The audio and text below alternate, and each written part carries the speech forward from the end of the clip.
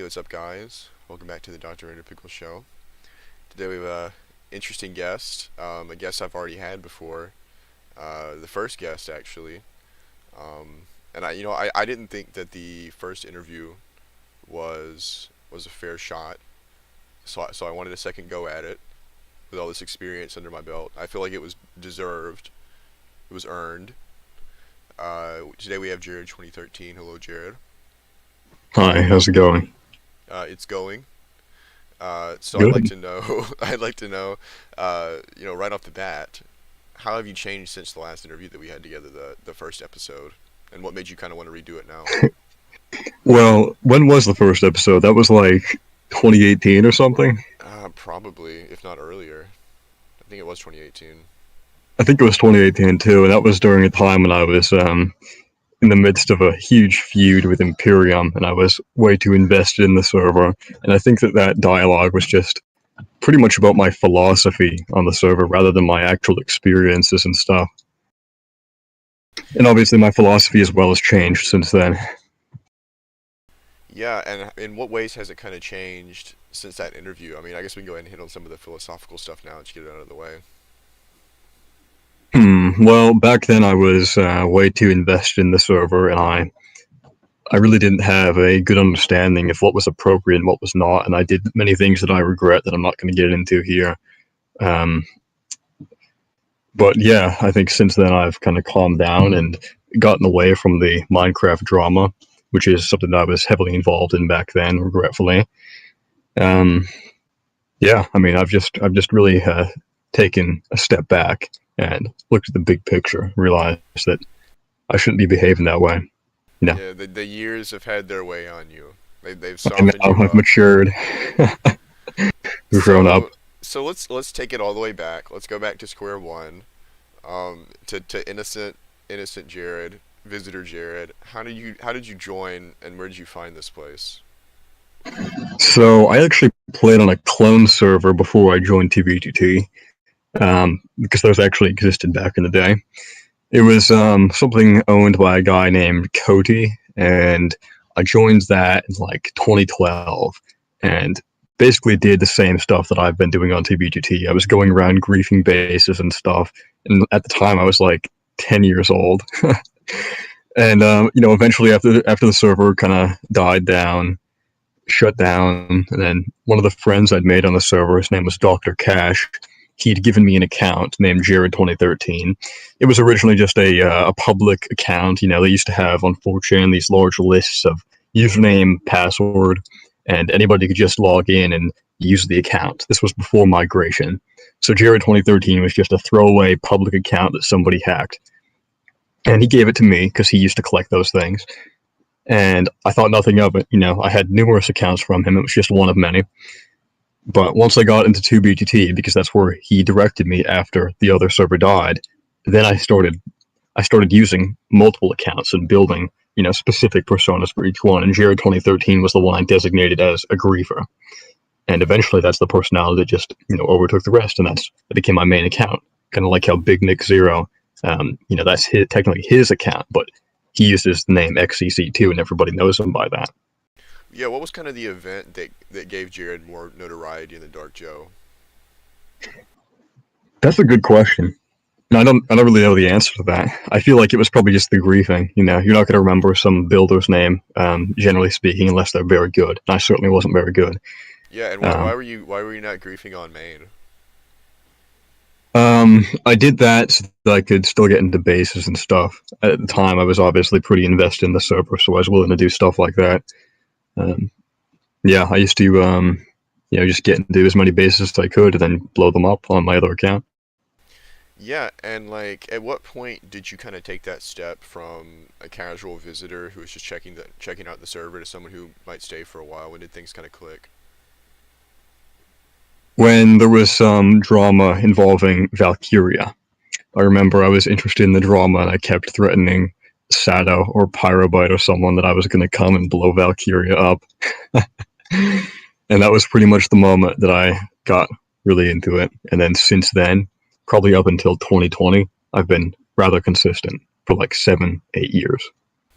Yeah, and like, that's kind of strange that, like, in a way, the reasons that we're both here is from trying to threaten Sato and like troll LARP Sato. It's interesting. Maybe there's some sort of Yeah, weird correlation there. Uh, I, maybe there is. I don't know. I mean, I guess it's because he kind of took himself seriously in a different way than most people. You know, he kind of played the server like it was a story in a way. Um, Well, I was too he's young he's at the the time to OG really understand LARPer. that. Yeah. He's the OG LARPer, that's true. Um, I gotta say, go watch Bezopsan's interview with Shadow86 if it's still up, if it hasn't been taken down by YouTube yet. Yeah, well, I don't see why it would. I mean, it's like an hour long. And did he say anything that would get it taken down? No, but the thumbnail is like a monkey or something. Oh, dude, he got so mad about that. That's actually an I interesting know. story. Right after that happened, he like raged really hard in my DMs that I made him a monkey in the interview. Dude, you didn't have to do that though, like why?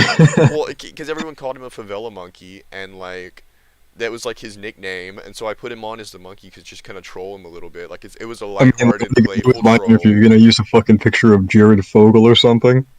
I mean, I did already draw you as Jared Fogle before, so it wouldn't be a stretch. True, he But did.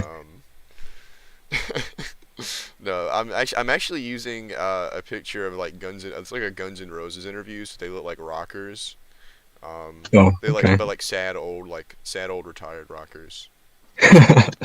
Dude, Axl Rose's voice. Oh man, he's really changed. I mean, Anyway, I getting didn't off peg you for topic. an Axl Rose fan. I'm Usually, I'm I'm a a fan huge of Guns Beatles N' fan. Roses. Yeah, I do like them. I, How'd I you go like a from lot of Guns N' rock Roses music. to Beatles?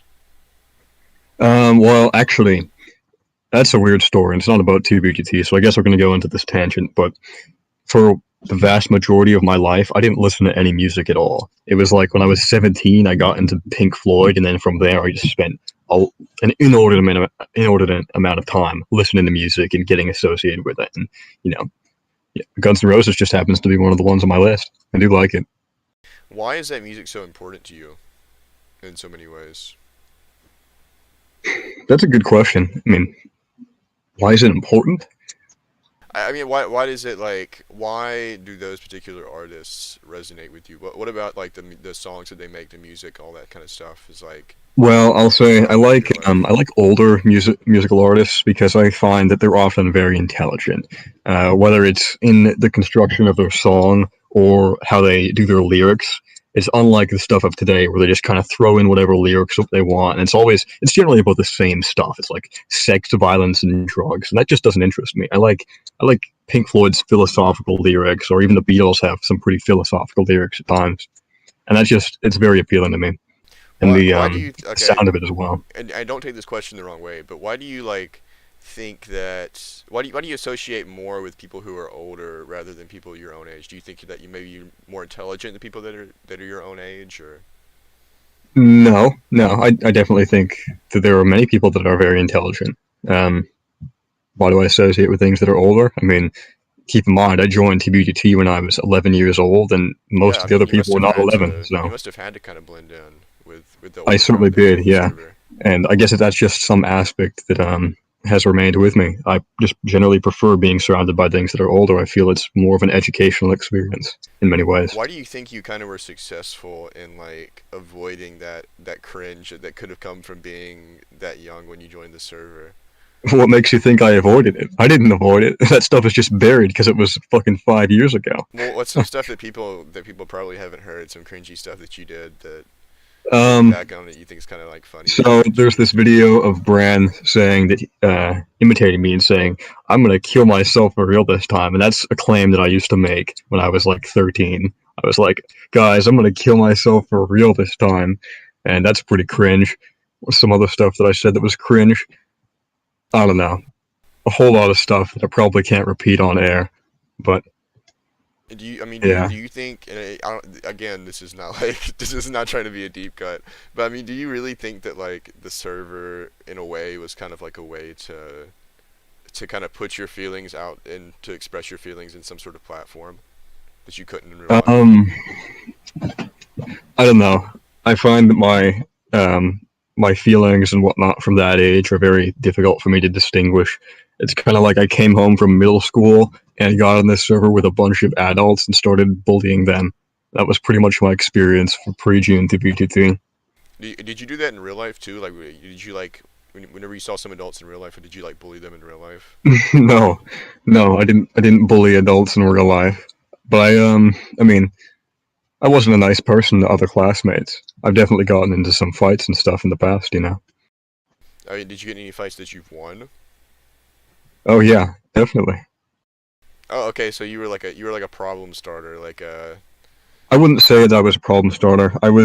were you that kid I that was everybody looks relatively out for? quiet in That everyone kind class. of keeps a side eye for. They're like, man, that kid's gonna do something stupid one day. What do you say? Were you that kid in school that everyone just kind of kept like a side eye for? They were like, man, I need to watch out for that guy. He's definitely gonna do something. No, no, I wasn't that guy. Like, that's the kind of person that walks around with like chains on their belt or something. That wasn't me. I blended in, but I didn't really take shit from people. You know, I would defend myself. If somebody said something stupid, I would speak up. You know. I mean, would you say you were kind of like a socialite, or more just kind of reserved, that you didn't really talk to many No, people no, besides like definitely your not a brother? socialite. Definitely not. I was pretty reserved. Yeah. I mean, yeah, that's fair. I can definitely see that. But off of that topic, we're kind of going down a tangent with that. Who was kind of the first person that you met, and do you still keep in touch with them now? Well, the first person I met on TBGT, that's a good question. I don't know, but the first friend I had on TBGT was Tristan. Tristan. I obviously don't keep in touch with him anymore. Yeah, and like, why? How did you kind of meet I Tristan in the first place? You said he was kind of like the first person that you really came in contact with. Hmm.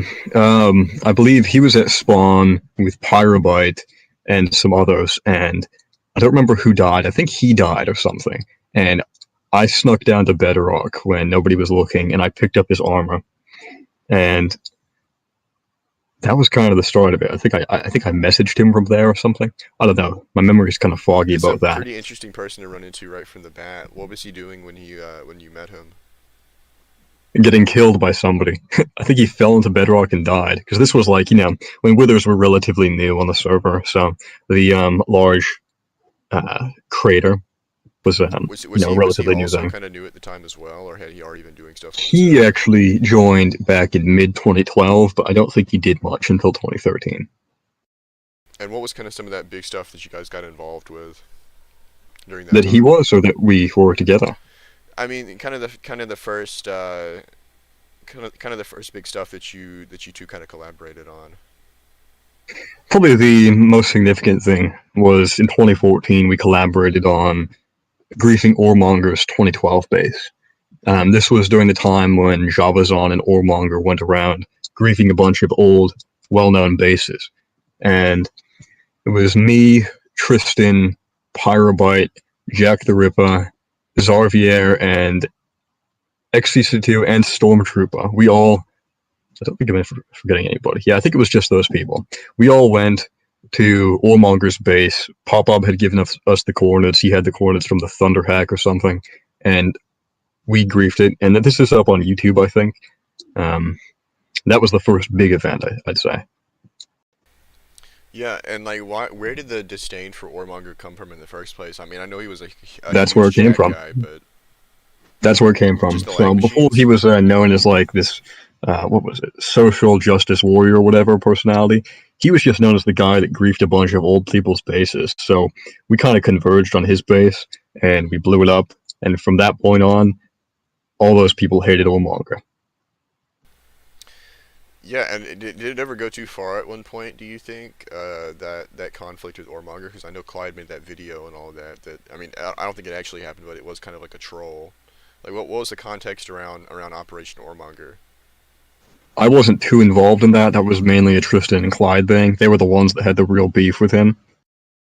But they didn't actually go to his house. Obviously, they just knocked on some random door. I think Clyde did.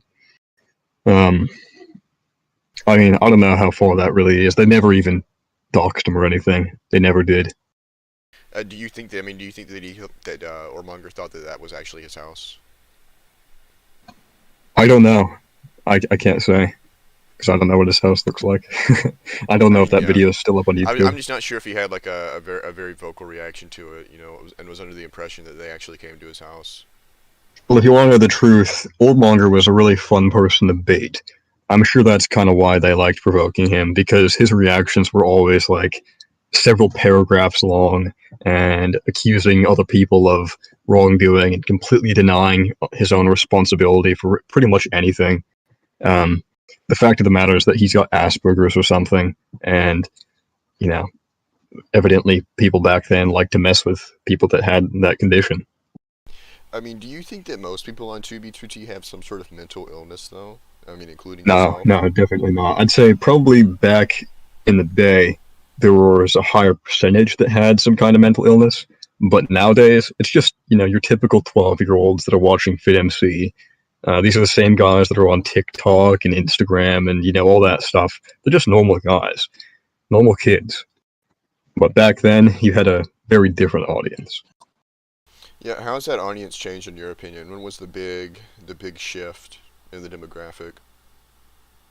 Well, I mean, it's not only 2BGT that's changed. You gotta understand, even to 4chan, even if supposedly, like, we had 4chaners come back onto 2BGT right now, it would still basically remain more or less the same as it is right now, because the demographic across those platforms has changed fundamentally in the same time, too. Um, the people that inhabited 4chan back then was mostly mid to late teenagers, 20-year-olds, and really just weird people. Like people like you described that were kind of loners, and they would be off in the corner and people would say stuff about them. I feel like that was kind of the audience that 2BQT had back then, as did 4chan. Nowadays, it's, just your typical kids. I mean, do you miss that demographic, or do you think it's kind of changed for the better? I mean, do you think the change was kind of not I that would bad? say that I think the change was inevitable. Even if 2BQT didn't, garner this level of popularity, the fact that Minecraft has been taken in this direction means that 2BQT would have inevitably become inhabited by children at some point or another. Yeah, Um, and I mean, you joining as a child yourself. I mean, do you regret joining that young, joining to be that 2T at such a vulnerable age? that's a difficult question. Do I regret it? I don't know if I can say I regret it or I don't regret it, because I don't know what the alternative would have been. I mean, do you think that this affected you in some sort of way, being involved in this community and being this passionate about it at such a young age? I'd say that in some ways it affected me negatively, in other ways it effectively affected me positively. I definitely developed a thick skin because people were constantly, insulting each other on the server. Um, and I think that's a good thing. In the bad way that affected me was in 2018 when we did the original interview. I was just way too invested in it, and that was, an unhealthy level of investment, in my opinion. Well, yeah, let's talk a little bit about that then. 2018, obviously, you kind of had the whole Huggy Town situation going on. You had people that were, you had got people that were inciting Imperium, Infrared, groups like that. What was kind of your, when did that trail start, that project start, and what did it kind of lead to? Well, you were involved from the start because it was the seventh incursion, and I remember that there were people in the incursion, or that should have been participating in the incursion, that were in Imperium's voice channel, and we discussed that you should get in there and just see what's going on. It wasn't meant to inside, but some people figured it out or something, and they thought that you were inciting for me, and so they pulled out of the incursion. Imperium did, Oh yeah, I don't and even then remember that.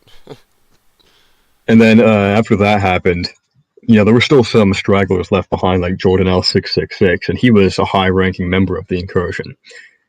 And I was like, fine, if they want to leave, then we'll just continue doing our thing, and that's what we did. This was the incursion reloaded or whatever. And at some point, Jordan decided it was a good idea to terminate the Incursion 7 Discord. He banned everybody or something. And at that point, I was like, wow, these guys really want to pick a fight with me, so I guess they're going to get it. And for the next year and a half or so, there was just constant back and forth fighting between me and Imperium.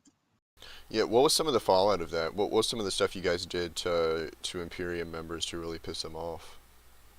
Well, I'm not going to get into the details of it because it gets probably not very good. But, I got a lot of insiders into the group, and then I expanded from their group to other groups like Infrared, as you mentioned, and even the Spawn Masons. Well, to be truthful, I was actually inciting people back in 2017 because I had a worshipful in the Spawn Masons back in 2017. But anyway, for Imperium, I basically did the same thing. I got insiders in there. I got pretty good at it too. And I was able to grief probably the majority of Imperium bases that have ever existed.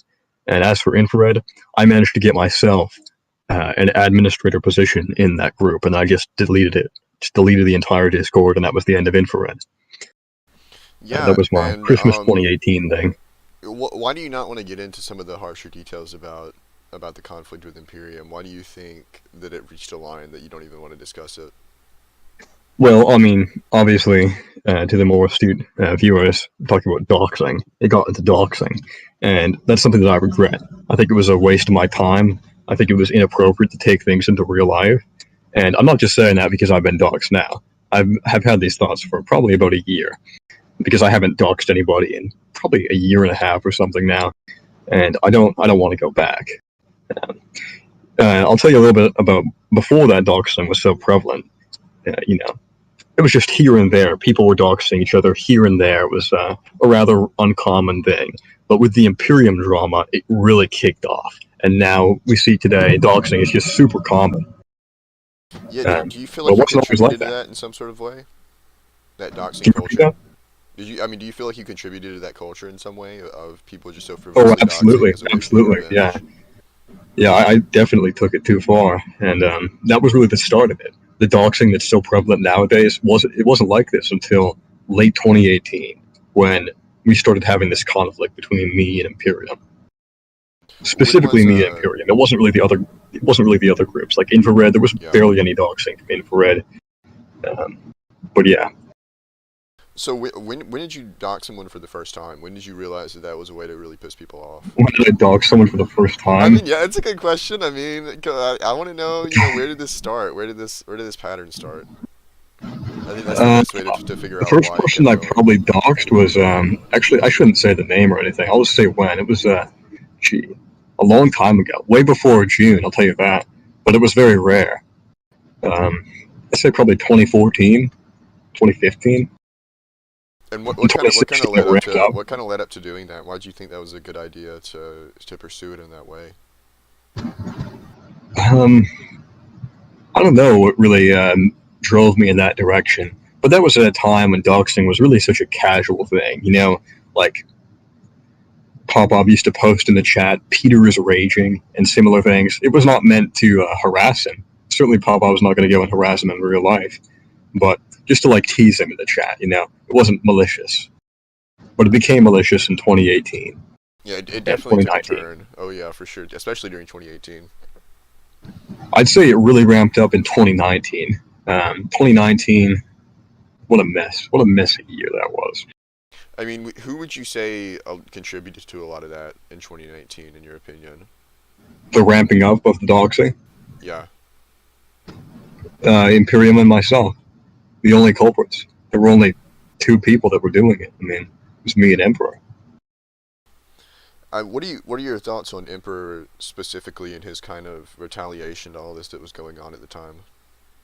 Um, I feel like he put up a good fight. And I'm glad he moved on from TBTT.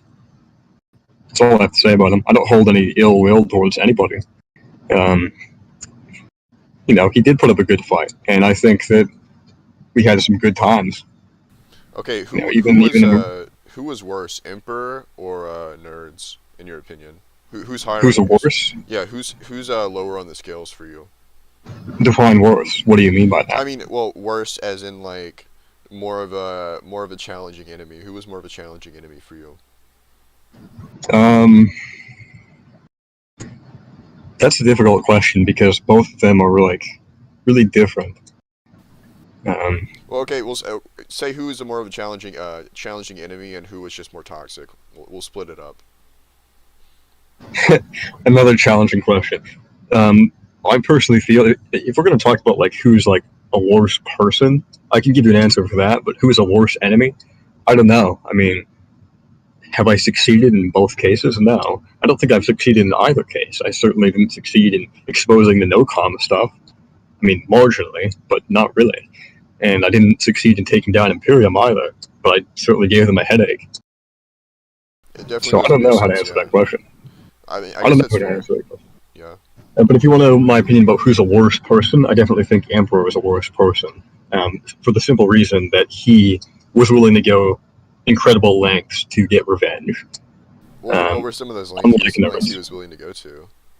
What are some of those lengths? I believe he brags about having reported me to the FBI, submitted a false tip or something, um, and he literally paid people to try to dox me at some points.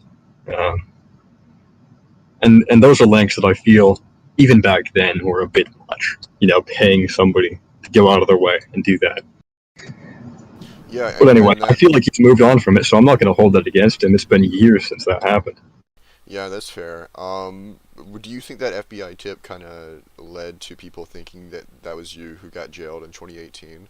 That whole jail fiasco that was going on. um, I don't think anybody ever believed it. I don't think anybody for a second believed it, but they wanted to circulate it because, if they could associate me with something like that. And that was, by the way, I understand that, like, everybody calls each other pedos nowadays, but that was the beginning of it. February 2019, when they found this random article from some guy who was arrested for pedophilia, and they tried to pin that on me and say it was me. That was the beginning of all that pedo shit that we have nowadays. But nobody ever actually believed it. I don't think even for a second anybody in Imperium genuinely believed that was me. They just wanted to associate me with something that was bad, so they could tell everybody, like, look, this is Jared. He's associated with this thing that we find disgusting. So it was just a bad press move, and I'd say that it worked pretty well for 6 months or something until everybody forgot about it. Yeah, and speaking of people leaving, as you were talking about Emperor leaving earlier, what you have a very common phrase that people kind of associate with you. I'm quitting for real this time. Is that kind of like a troll, or like That's based has that on been some stuff serious that I every said time back has then. that been serious every time you've left? Um, Well, as you know, I was overly invested in TBGT at certain points, and specifically during, like, incursions. Because I remember I said that a few times during incursions, because I really overextended myself and spent way too much time on the server. And even back then, like before June, I was spending just way too much time and got way too invested. And there's a certain point when I realize that I'm too invested, and I try to pull back, but I extend too far in the other direction. It's kind of like going between the two extremes. Either I'm really invested or I'm really disconnected. So whenever I got to a certain point, I would say, I need to step away. I'm quitting for real. And then I would be back like a week later or something, but at least I would have cooled off and kind of lowered that bar a little. But then over time, it would get more and more until I say again, I'm quitting. But that didn't happen, a year ago or whenever I genuinely did step away. Yeah, and what's kind of your opinions on people that actually leave, like Sato and Pyrobite, leaving the community for good, no matter what the context of it is, like, do you ever see yourself doing something like that anytime soon? Um, Quitting for real? that's a good question. I mean, truthfully, I've barely played since like 2020. I've barely been online. I've been in the community at certain points and for specific intervals, but I've also taken like multi-month breaks. Um, I do see myself stepping away. I see that um, there's a trend developing that I'm just in general spending less time in this community, and I think that's a good thing. So yeah, I guess eventually the answer is yes. Yeah, and speaking of your time in the community, time on 2B2T, you kept a diary in game for a very long time that actually A very got long leaked. time, a couple months. Yeah, that got leaked publicly. How did that happen? Did you anticipate it on going public? What was kind of the context around that? So that's a funny story. What happened was I was griefing Imps, the original, and I discovered a chest full of enchanted glass. This was the only chest on the server where there was enchanted glass. And I was like, holy shit, it's enchanted glass. So I emptied the contents of my ender chest into some, little chested area that was away from Imperator space. And I put all the enchanted glass in my ender chest. It was less than a full chest full at the original time. And then Jack the Ripper comes by. I don't know how many months later. Maybe it must have been January 2016 or something. Jack the Ripper and Silver Crown King come by. They do some exploration. They manage to find my little stash. And it was Jack the Ripper who found the book and eventually published it. So obviously I didn't anticipate it being leaked, but it didn't have anything particularly personal in it. It was kind of just a log of what I was doing on the server. And it also kept track, I believe, of the symbol that I started using. Because remember, this was like before Discord and stuff, and before banners even. Actually, no, it wasn't before banners, but banners had yet to be adopted widely on the server. And I had this symbol that I used to put down at specific places that I griefed, so that people would log in and they would know who was responsible for it. And that's something that I've semi-maintained to this day. I sometimes use that symbol, but not always. Yeah, does that answer your question? I mean, yeah, mostly, yeah. What was kind of were you ever embarrassed by the contents of the diaries? Like, was there anything in there that you kind of were hoping nobody would see? No, I have far better things to be embarrassed about. Like what? Like me singing Frozen as a 16-year-old, and you should put that link in the description, by the way, so everybody can check it Yeah, that out. was actually one of my questions I was going to ask. How many? Was it really me? Yeah, it was. Well, yeah, I mean, you sung a lot of songs that are out there. There's a good bit that are out there. Green Day, the Frozen That's songs, right. of course. Are there any more songs that you did that aren't released or that aren't public? Are you asking me for like the secret unreleased Jared The songs? Vault songs. I need to The enter the vault. Jared Vault. Yeah, don't worry. There'll be a 2031 Jared 2013 Get Back project. We're gonna fucking go over the footage The lost and footage. release the We'll songs. get Peter, a different Peter to edit that. No, actually, I don't think there are any lost songs. Actually, no, there might be one. There might be one that X0 failed to upload, but I don't even have it anymore. Yeah, you know what that one is though? I have no idea, honestly. All I know is I was 16 at the time, and it was before my balls dropped, man. Who got you to do those? Who gave you the idea to sing those songs? Someone did it as like a dare. They're like, "I dare you to do this," and I was like, "Okay," and I did.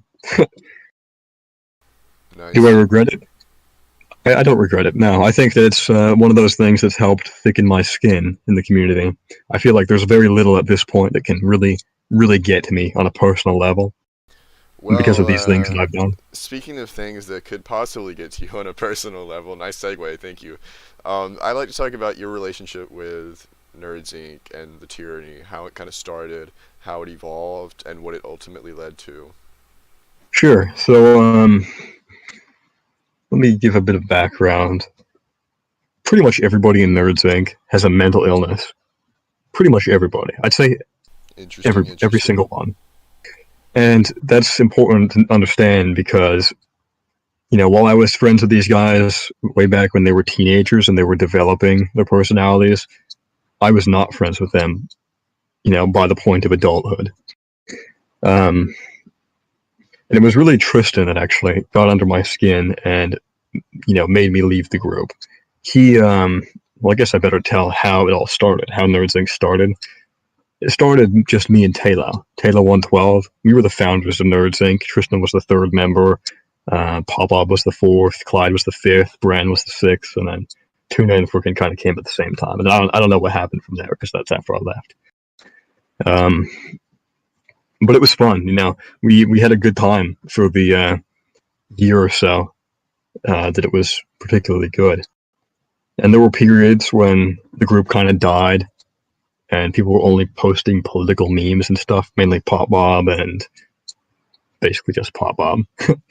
I was posting political memes. But they were genuine friends for a number of years before June and slightly after June. I think the longest lasting friend I had from that group was Friggin. And I was friends with him until 2021, early 2021. But what really led me to leave the group, in addition to it being basically dead in late 2018, which is when I left, Tristan had gone behind my back, and this is something that he does all the time if you know him. He goes behind people's backs and he talks shit about them. This is kind of why I call the group Backstab Inc. Because, if you know as much as I do about the group, you'll know that they're constantly backstabbing each other. I don't want to get into the details of why that's the case, but just take it as a matter of fact. These guys, on the surface, they're like this unit, but internally, there's all sorts of different problems. And I know you know a little bit about that. What makes it a situation that you can't get into? What details make it a little more? I simply feel it's inappropriate to intrude on people's personal, stuff, like relationship stuff with women, as So you are you know. saying that someone in Nerds came after somebody else's relationship? I don't want to get into the details of that. I know you'd love to have it on your podcast, but I'm sorry, I just can't. So getting on with the point, why did I Okay. leave? Tristan, he was, shit talking me behind my back, and that's something he does. And I was like, well, I found it, of course, and I was like, what the hell is this?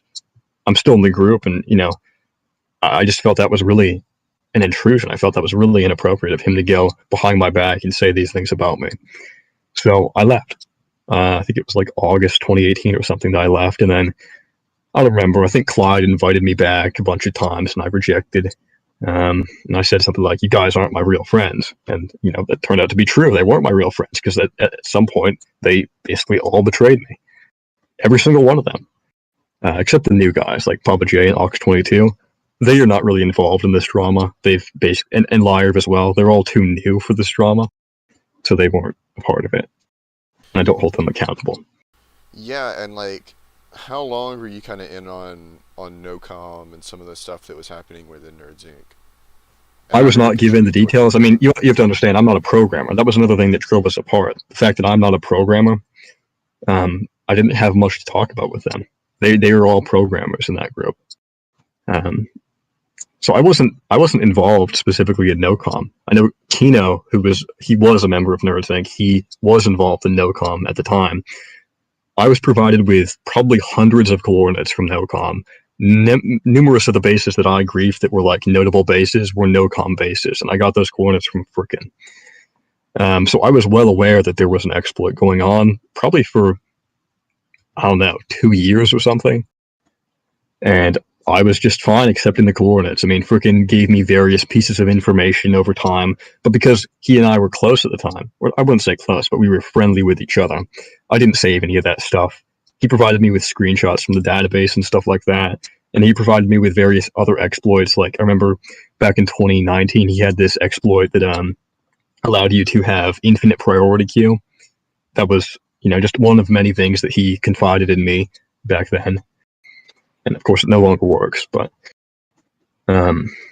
yeah, I was pretty well aware of the happenings in there. And in fact, I won't get into the details of this, but I've had several insiders in Nerds Inc. since I left anyway. So I've been kept pretty up to date on what happens in that group, at least the important stuff. Yeah, and is it true that Tristan trades feet pics for NoCom cords, or was doing that when they had the exploit Yeah, present? so yes, that's correct. He traded coordinates, and you have to understand these things were like they grew on trees. Like they had no shortage of coordinates that they could sell. The fact that he was giving it in exchange for feet pics is just a reflection on his personality. He's kind of a weirdo. Yeah, what do you think of his personality? What other ways has he been a weirdo online? I don't want to get into the details of that either, but what I'll say is Tristan has social problems. Back when I was in Nerds Inc., I used to try to give him advice about how to deal with these social situations. And just to give you perspective of the kind of person he is, he doesn't really separate online from real life. He got banned from one of his real life university's group channels or something because he was being anti Semitic. So, just to give you a perspective of who he really is, he's autistic. And many other people in the group are also autistic. And I don't mean that as an insult. I mean it as a matter of fact. Like they have high level of skill in computer stuff, but socially they really struggle. Yeah, and do you think this kind of animosity with nerds is what ultimately led to them doxing you? I mean, they did have your Oh, information for a absolutely, very long time, right? absolutely. It was just the two that went, too far on Oldmonger. It was just Tristan and Clyde that doxed me, as far as I know. Well, to be truthful, when I was still in Nerds Inc., it was Papa who doxed me. But at the time, of course, it was fine, and I don't think he was the one that shared that information with them. but I was originally doxxed by Pop Up many, many years ago Yeah, what because information I did you trusted give it. them in the first place that led to this? Oh, I trusted them with all sorts of things. You have to understand we were friends for such a long time. Way before Nerds Inc., I was friends with Tristan. I was friends with Taylor. I wasn't friends with Clyde. I didn't like Clyde. I didn't want him in the group. But I was friends with Bran. I was not friends with Pop Pop necessarily, but we were friendly for a couple of years. And we played Dota 2 together and some other stuff. And Tuna as well. I was friendly with pretty much that entire group for a good amount of time. So I trusted them. And, they trusted me with their personal information and stuff. Do you think getting betrayed by people on such a personal level affected your trust in friendships that you had after that? Like, did you feel that, like, going forward you were incapable of forming meaningful friendships that weren't built off of some sort of manipulation? No, definitely not. I've had many real life friends since then, but I do not have many online friends since then. I've not bothered to become friends with many new fags. None, in fact. Not a single new fag I'm friends with. I developed one friendship, I remember, with an old player named Int404. You should have him on the podcast, by the way. He's pretty cool. Is this the Um, guy that created Imperator Space? We're talking about Imperator? Int404. Oh, He created int. some. Okay. He owned some like really cool base that lasted from 2012 or something all the way until 2020. So it was the oldest base on the server for a Oh, while. nice. What base was it? It doesn't actually have a name, I don't think. It was just kind of called the Lost City because it was lost for a fucking long time. Yeah, no. Anyway, Go. Oh, what yeah, were to you answer saying? your question, Yeah. no, I've had no difficulty forming friendships and stuff since then. I just haven't bothered to deal with new players. That's all. So, kind of going off of the whole basis thing, you had this obsession with Space Valve. Tell me a little bit about this. How did this obsession with Jack and Space Valve begin? And what did it Well, I'll ultimately lead to disprove with this. with him? I'll disprove this. I've never had an obsession with Spaceball Well, I or mean, Jack the didn't you Ripper. grief both of I your grieved all bases? three of them, but that doesn't mean I Okay. was obsessed. That was like a matter of chance. I happened Well, to be there at the right time in I used 2015. obsessed loosely. Kind of just why did you keep griefing him over and over? Because I had access to the coordinates and wanted to do so. I was invited to grief Space Valkyria 3. This was mid 2019. Um, I was invited to grief Space Valkyria 2. That was 2016. And I was invited to grief Space Valkyria 1. That was 2015. It's just a matter of chance. There could be a Space Valkyria 4 or something being built right now. And I'm probably never going to get the coordinates to that, so I'm probably not going to grief it. And I'm not going to go after it either, because I don't have any quarrel with Jack. It was actually Tristan and Clyde that had the quarrel with Jack. I mean, do you feel partly responsible for him not playing the server anymore? Do you think this ultimately led to him not wanting to play on the server after all this? Yes. I'm not going to elaborate. I'll just say yes. Do you feel bad about that? Do you wish that in retrospect you probably wouldn't have targeted him so much? I don't feel bad about it. No, truthfully, I think that the fact that he doesn't play the server is probably a good thing. Anybody who's quit the server at this point, given the current state of TBTT, and has me to blame for that, I think that they should thank me because TBTT is in a terrible state, and nobody should be wasting their time on it. Then why are you still here? What do you mean? I don't play TBTT. I would say being involved in the community is almost just as bad. I That's don't really the think so. majority of Even it. Jack the Ripper is in the community. Jack the Ripper's in that no life Discord, isn't he? But he doesn't Yeah, but play. not really in like the actual to be. That's a completely different thing. That's a completely different series. Well, if you want to know, I'm in 4 Discords total, of which one is unrelated to 2BTT, and then 3 are for 2BTT stuff. That's on this specific Discord account, which I also have designated specifically for 2BTT stuff. So I'm not too involved. I'm certainly nowhere near as involved as I was back in 2018. I think I managed it at a fine level, and I don't think that I'm playing the server or involved in the drama or anything like that. In fact, I don't even know about the drama. I don't know who's involved. I don't know what goes on, and I don't want to. Well, speaking of drama, the 2B2T wiki has been a huge focus of drama over the course of your time on 2B. What can you say about your initial involvement in it and what went wrong in the first place and kind of how you see it going now? Well, the first thing I did when I joined the 2B2T wiki is I nuked the entire thing and got it banned from um, the original platform it was hosted on. I can't remember the name of. Fandom, I think. No, actually, I Why? don't think I was the one that got it banned, but I think that there were others that came after that posted like terrible NSFW stuff, and that's what got it banned. But in late 2017, I nuked the entire thing. That was the first thing I did on the wiki. And then once Mirahez came around, I assisted in little ways, and I created the other alternative that I own still. Um, I've contributed a lot to the content on the wiki.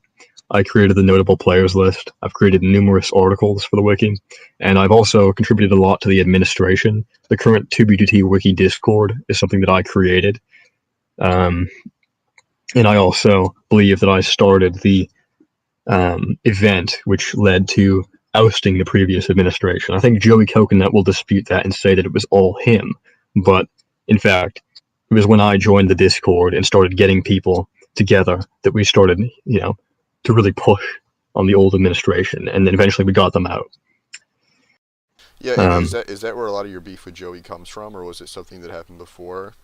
no, Joey wasn't so toxic at the time. Joey, I don't really want to fuel the fire or anything, but I'll just say about Joey that he obviously has made a name for himself on the server, but he was a very different person back in 2017, and he's really, um, I feel like he's really gotten too invested in it, and I feel like he cares too much about how he's perceived by other people. Um, I feel like some of the decisions he's made are very inappropriate. Like, for instance, recently he responded to something I said about the wiki, and he included some paragraph about some old drama. Like, he was saying that I have been rude to him for a year and his friends too, or something, which I just felt was really an unprofessional thing to do. And of course, I think I shared publicly the logs of me speaking with the other administrators in that wiki, and a lot of the stuff that they said was just very, very unprofessional. So, but whatever. I don't hold any ill will towards Joey, even despite all that. Um, obviously he's a somebody that belongs to the community. He somebody that's made a name for himself, and that's great. He owns a couple of groups or something. Congratulations, I guess. I guess nice.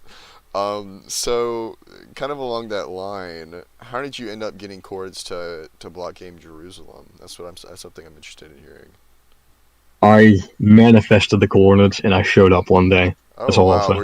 did you walk outside with your moon rocks and channeled the manifest energy?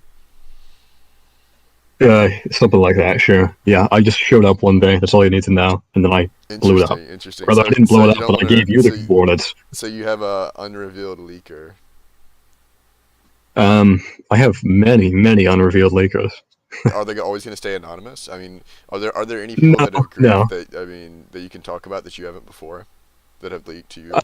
Well, that I haven't talked about before. I mean, I've spoken a bit about Fuffer. Fuffer was the only girl in the Spa Masons for a while. She was worshipful, the highest rank in the Spa Masons, and she was my insider. Oh, And that nice. was a fun Yeah, time what did because that lead to with Spawn Masons? What was kind of some of the stuff that you were able to get up to because of that?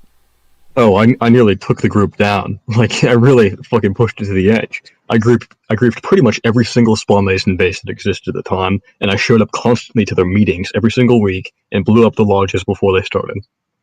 So I really did a number on them back then. When did they catch on that Fuffer was leaking? Never, not until she quit. Not until after she quit and I revealed it. Oh wow. So they just had no idea the entire time. I mean, some of them probably had suspicion, but she was the only girl in the group. You gonna ban the only girl in the group? Of course not. So, okay, how were you getting this information out of her though? Was she just blindly leaking or like No, she wasn't blindly leaking, and in retrospect, it was very obvious because she attended several meetings on one of my alt accounts. But whatever. Um, no, we were friends. We talked about philosophical topics together, and that's kind of of what led course, to yeah. That's that so relationship. romantic. It's not romantic at all. She's a decade older than me, dude. Whoa. Well, getting to kind of that realm. How did you meet Halt account? That's what I'm interested in hearing. When did that start? Because obviously you're Yeah. very So protective. yeah, I'll never forget the first word that I said to Halt account in 2018. I called her a faggot, and that's how it started. I see. I see. Is that true though? It's absolutely true. I mean, she'll vouch for it. I was very toxic to her at the beginning. Yeah. When did things kind of become serious? Was initially was she like genuinely like I don't want anything to do with you, and at some point that did that change? I'm not going to get into the details of that. None. You don't want to get into any details about this. I don't want to get into the details about it. All you Uh, need to know is that there's a bunch of people out there that are seething about this relationship that I have with yeah. Like, what's why? Why? her. Because she's very good. She's very smart, and she behaves very well. I'll say that Do much. you think She's liked by that everybody. outside of the fact that obviously you care about Halt, do you think that that relationship has come in handy in certain situations? No, I don't use her to get information about nerdsing or whatever. That's inappropriate for a I don't know relationship. about that, Chief. I don't know about that one. I feel like that's definitely happened at some point, if not in a literal sense, in some sort of way. I mean, she was in The nerds for only so thing long. she and I have discussed that I won't talk about is she's in a private little group with Paula and Frickin'. It's just those three. And I don't approve of her being there. I don't like those people. I don't fucking like Pop Pop and I don't like Frickin'. So What we've do on they occasion do? discussed. What do they do in correlation to her that makes you not like their presence? They fucking breathe. That's what they do. I don't like them being there anywhere in her vicinity because everybody else in their zinc has hit on her. I suspect that they are too. Yeah, and like, what do you think about people that kind of judge your relationship with her from an outsider point of view? Do you think they're justified in thinking that maybe it's a little bit wacky, or like, do you guys just have something that, you know, is that you know people won't understand? Um, I mean, yes, I know people won't understand it. Like, probably people probably think I'm incapable of showing emotion or something. I don't know. Um, I don't know. I don't know how to answer that question. Well, more of like you know, people looking from an outside point of view into your relationship with Halt might see it as a little bit strange. The way you two interact with each other, you know, it's not very it's so traditional that it's so different from how relationships are perceived now, I guess, in a Well, societal point of view. that's just how we do it. You know, that's just Yeah, and happens what? to be the case that Why? both of us have that preference. Yeah, how did that? How did that kind of come about? How did you two realize that you both kind of wanted the same thing? Um, well, I mean, I don't think I should answer that question. Okay, that's fair. No comment. Okay, cool, cool, cool.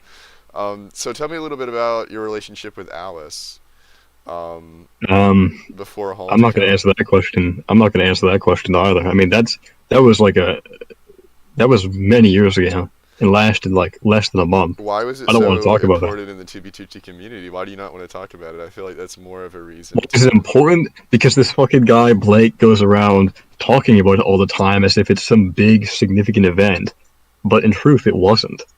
You know, this is just something that he knows. I don't really want to get into the whole Blake discussion because that's really a topic unto Oh, you itself. already cut me off there. That was literally on my No, lineup. Screw I you. know, I know. I don't want to Wow. get into it because you know the stuff that you're asking is like stuff that involves so much drama that I don't want to bore the listeners having to Are you hear about. bored? Are you serious? You know, you already know I was gonna ask the hard hitting questions. You already know I was gonna take it there. You don't want to hear about me having to elevate my mailbox to like 7 feet in the air or something. You don't want to hear about that. Yo, so he couldn't reach it. Yo, that Because was he's like dude. 5 foot. No, I think he's less than that actually. He's really short. Have you seen that We're picture not of going to him? get into Have you this. seen We're that going to talk picture of about him dogs on live here. with the fox tail? Have you seen that I picture? don't want to talk about the fucking foxtail. I don't want to talk about Blake. Okay, I don't want to talk about any of that. All I'll say is that the whole thing about Alice, it was like fucking 5 years ago, literally 5 years ago. Blake just happens to know about it because I told him some like scarce details or What something, does it even and mean though? Yeah, what's even the context of it? Because I didn't even know what the situation is. He just uses it so loosely. Dude, he goes around talking shit about me all the time. He knows, like, the most random facts. Like, you know, Jared has green eyes. Ooh, that's a dox information. Yeah, why Um, is he schizophrenically obsessed with you? dude, he named himself after Clyde. You know, B1 AK 3I, that's no coincidence. Yeah, he was microdosing a lot for a really long period of time there, where he was just kind of like falling down this like mental degradation, and I guess that's I don't ultimately want to what talk lead about to it. yeah that situation. So I don't, I don't want to get into we won't that. address it, ladies and gentlemen, but you can put context clues together and kind of figure out what happened here. No, you Yeah. can't. You don't know fucking anything. Shut Well, up, audience. well You don't know what you're you talking did say about. you raised your mailbox, so that's all I'm gonna say. A little I, context I said clues. that as a meme. I didn't literally go out and fucking elevate my Well, mailbox, dude. I know, but it's only funny because it's you know based off of something in reality. So Anyway, yeah, let's move on. anyways, so I guess still have a couple more questions about the server itself now that we've kind of gotten through the drama aspects of this. When did Imperator Space become so important to you? Obviously, that's a really important part of your legacy on the server. The big statue, Jesus statue, that's iconic with 2v2t. Didn't you build that yourself? You're asking me, did I build the Jesus statue? Did you No, build it? I No, did not somebody else build the did. Jesus. I thought so. Okay, I could Dude. have sworn you built it. I don't know why. Oh yeah, you mean you're asking me about the time I griefed I-1, dude? Yeah, fucking, fucking Imperator's base. No, Did it you get wasn't were built you by like me at originally all. invited to it, or did you get like No, force no, griefed? no, no, I no. have no clue about anything involving Imperators, so I need you to fill me in. You want me to tell you a really good story? Actually, it involves Imperator's base, and it also involves Russia and how it's all connected. Literally, All the they're all connected, it's all connected. bro. Not the Ender chest. Come on, The Ender chest. It's all, I mean, seriously, this is an all connected thing. Do you want me to tell you it? It's a go good ahead. story. All right, so let's see. Back in 2015, mid 2015, obviously I'm friends with Tristan. He sends some picture on Skype by accident. It contains some coordinates of some like diamond block swastika or something, and then he immediately deletes it. But I saved it. Fast forward several months, we have a falling out for some stupid reason. I go to Imps, I tunnel there in one night straight. It's like 130,000 blocks in the nether. Really autistic. Gives you kind of a perspective of how autistic I was about the server back then. Anyway, so I arrive. It's Christmas Eve, and me and Frickin' start placing TNT at the foot of the Jesus statue. We blow it all up. And then, being the autistic person that I was back then, I decide I'm going to add insult to injury, and I'm also going to dox Tristan, even though his username is literally his real life name and all of his personal stuff is already completely public. I decided to post some link to some random website I found that has his account on it. Well, it turns out that the link that I posted contained a world download of Tristan's and his real life friends and Pyrobyte's master stash, the one on the Mushroom Island, and also contains some various other bases. So, January 2016, Imperator Teray shows up at my base with frickin' the Mesa. He 32Ks me. I'm dead. Then several months later, in March or something, I believe, this was after we griefed the lands, Kane's Law gives coordinates to Jack the Ripper of one of Tristan's master stashes, or the master stash, really. It turns out that Kane's Law looked at what I sent back in December 2015 and realized that it wasn't just a world download of imps, it also contained these other regions. And not only was it not a world download, but these files were taken directly from the server. And the reason they were taken directly from the server is because Tristan at that time had copied imps to the imps 2 location in November of 2015, which is when James Russell's and Kane's Law found imps. They found it before me. And Imperator was scared that they were going to blow it up, so he had Tristan use his access to the server to copy the regions to another location. So anyway, Yeah. Do you think? Kane's Law Well, go ahead. Go ahead. Kane's Law gives coordinates of the Master Stash to Jack the Ripper, and Jack shares it with some other people. They all go to the Master Stash and they steal all the illegals. That is where the 32Ks came from.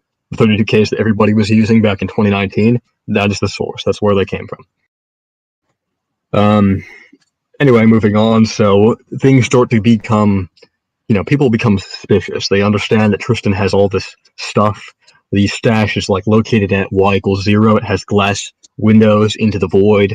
So obviously he didn't place it there himself. He just wore that in. So people are very suspicious. They're very confused. It's a scary time to be a 2v2T player, and then it turns out that the tyranny is a thing suddenly, which is what we used to call Nerds Inc. The tyranny of four faggots was the original name. It was me, Tristan, Talo, and Pop Bob. And we just went around griefing things, and then Clyde was introduced next. And we had access to a lot of things.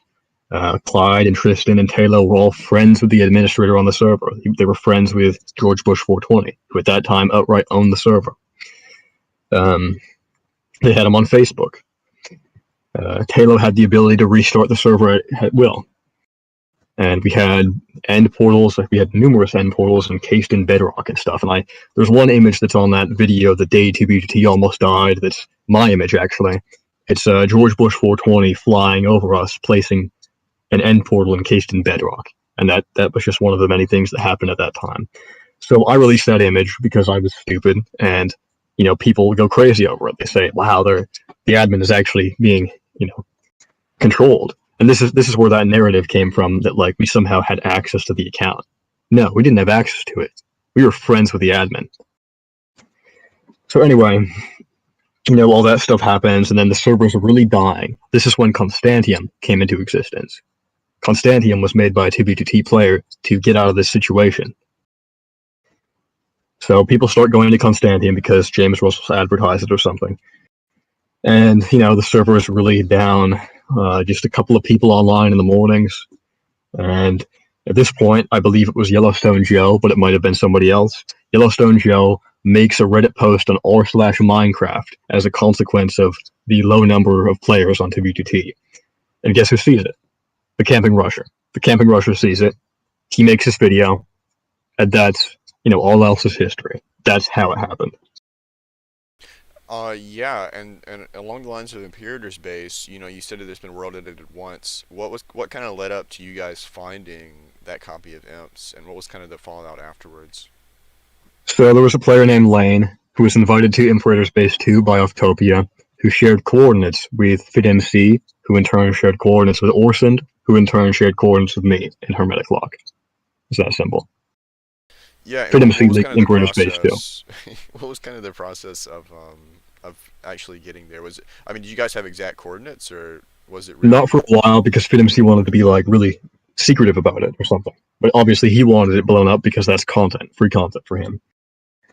Um, so we had to do some guessing games, where we had to go in specific ranges, and he would give us a range of coordinates, and it was just this whole thing for about a month.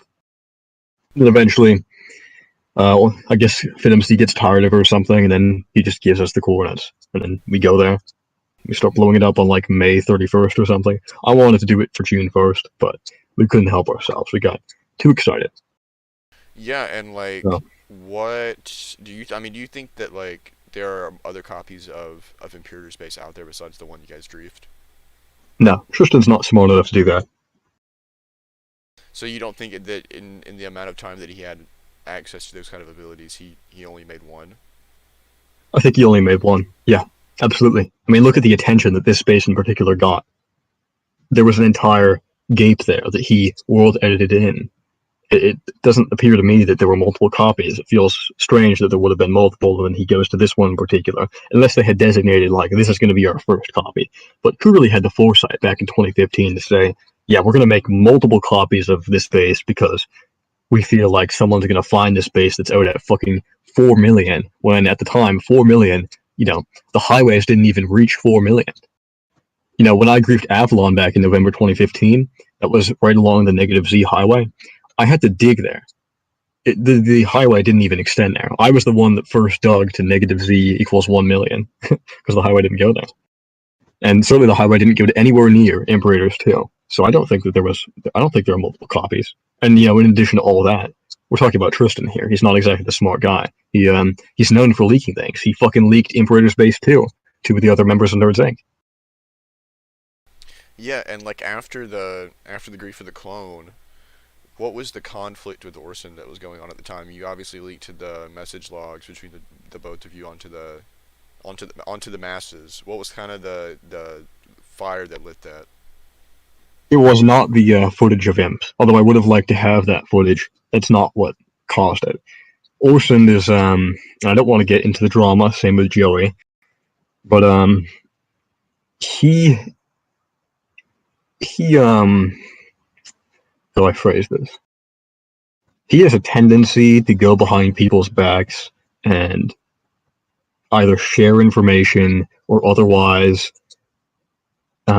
exhibit disloyalty towards them. And I was well aware at this point that he was doing that to pretty much everybody. And it was at a certain point, I think it was really the video that was the straw that broke the camel's back, as they say.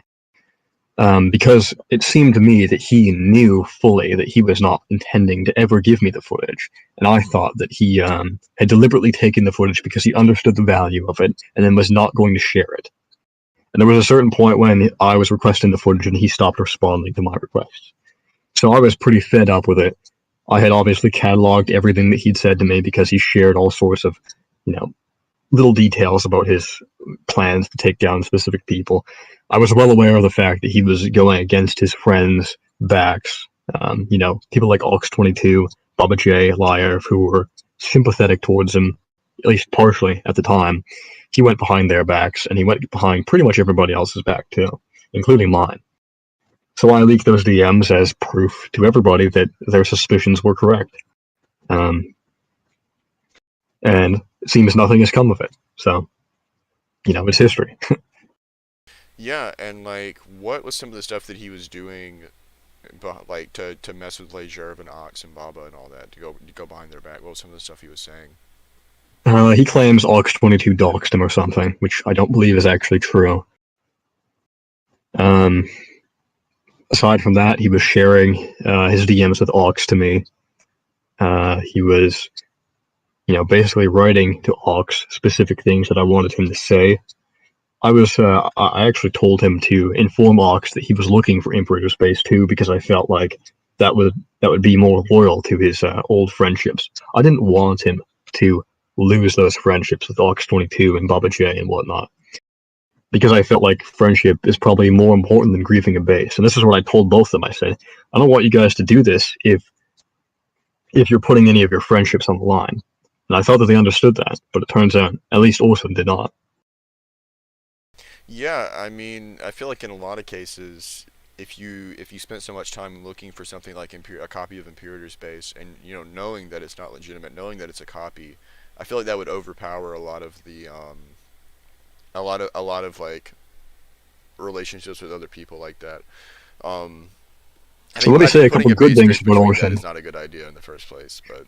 Let me say a couple good things about Orson so nobody gets the wrong idea here that I'm being biased in favor of Joey or something. You're completely, able to be as biased I'll say that he, I'm not interested in being biased. I'm not interested in stepping on any toes anymore. This, it's an exhibition of how much I've really stepped away from the community. I'd rather just remain neutral, neutrally hated by every single person. Well, you're doing a fantastic job. I know, thank you very much. So, Orson, some good things about him. He's a really good socializer. He's really skilled at socializing. And I think he's good with his words. And obviously he's a skilled programmer and all sorts of other things like that.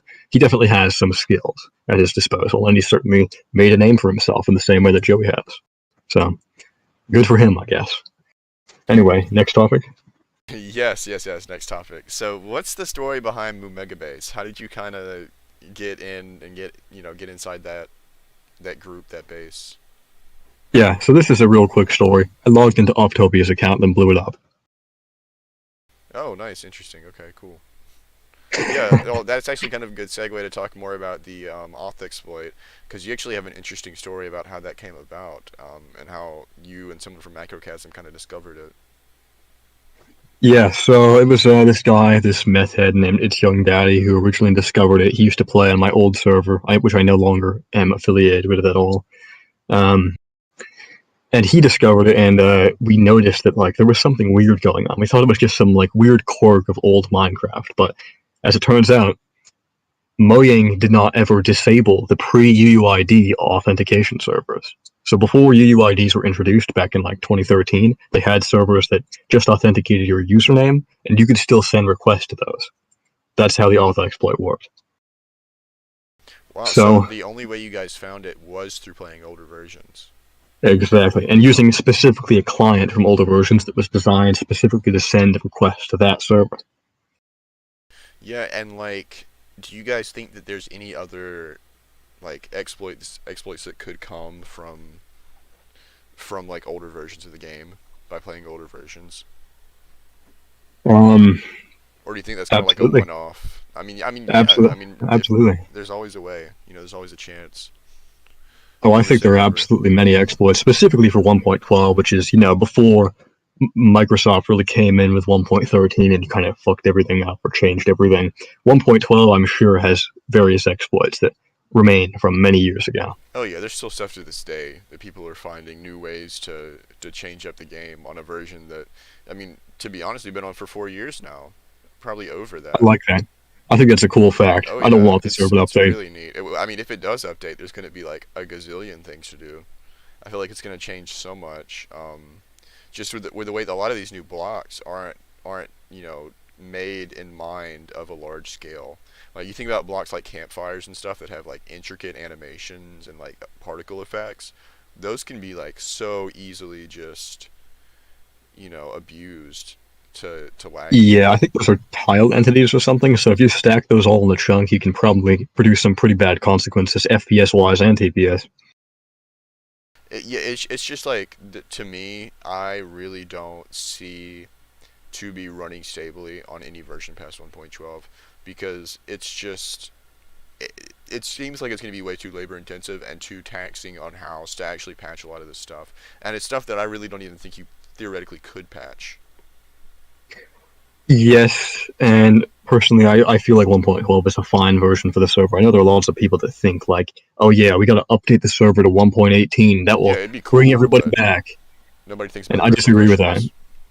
I think it's the community. It doesn't matter what blocks you're using. It's always been the community. It doesn't matter that it's Minecraft. It could be another game entirely. But 2B2T has always been unique because of the people that played it, Yeah, and that's something that you can't replicate. speaking of the people that have played the server, you've been involved in a bunch of incursions over the years. How would I you led five. say? Yeah, led five. What's kind of been your involvement? What's the first incursion you've been involved with, and how have they kind of evolved over time? Well, the first incursion I wouldn't say I was involved, but I was somebody that was killed during the second incursion. So that was really an interesting experience relative to the third and everything thereafter, because they didn't build anything. They kind of just came to spawn and started killing people. And then later on, I was briefly a member of the third incursion. I helped place some of the obsidian. I designed some pattern that I wanted them to use on Wrath, and it's in some of the world downloads, the final world downloads. But for most of the third incursion, I was against them with Taylor 112. The fourth incursion, I started the fourth incursion actually, and I started it before Rusher came actually because I felt like things were really boring and maybe we needed an incursion to make things interesting. So I had this incursion base. Um, I don't know if you were there, but we had a bunch of people there that later on went to become part of the fourth incursion. And then we did the fourth incursion thing where we converged on the resistance base, we blew it up, and then later on I was kicked out of the incursion for some reason, I can't remember. And then I went to two incursion bases and blew them up. And then the fifth incursion, I started that. That was just my little project with the Fourth Reich, laid the blueprints for the wall, which was the sixth incursion, which I did not start. That was started by Henry, I believe, or Sato. I think it was started by Sato, actually. And then I was elevated to a leadership position, and it was my idea. The wall was my idea. So we just built off of the blueprints of the fifth incursion. We used some materials from the fifth incursion as well.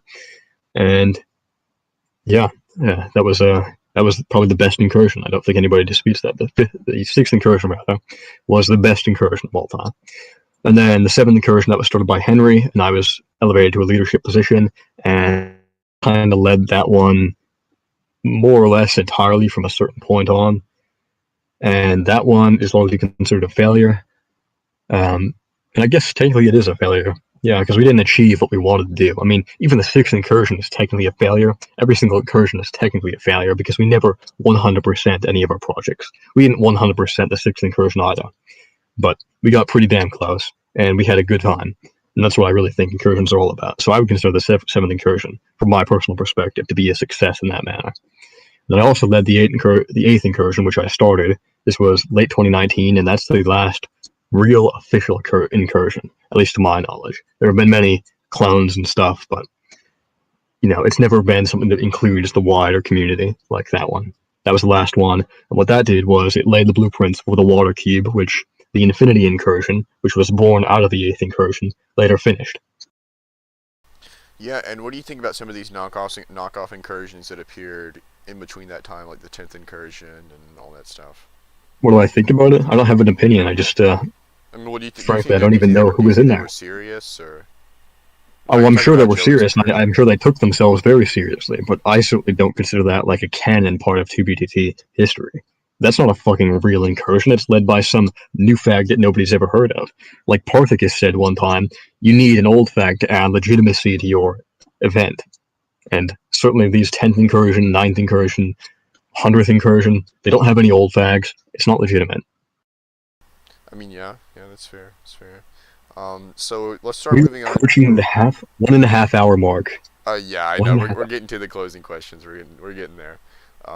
It just had to go over the big meat of the interview, and address a couple questions I was foolish enough not to ask the first time.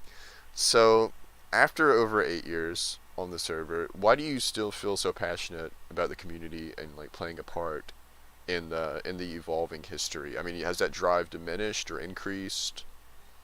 It's diminished significantly, but I'd say that, and I don't mean to be like bragging or anything here, but I think that I'm one of like just a handful of people that knows a fuck ton about the server.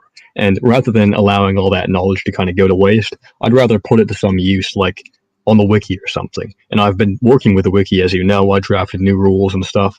But to be honest with you, they're kind of moving at a snail's pace, and I'm not very pleased with how things are going. But aside from that little project, I don't really participate much in the community anymore. I As you know, I created pre-June Discord twice, and that was one of the last things I did community-wise on the server. Yeah, and like, where do you see the server going from here?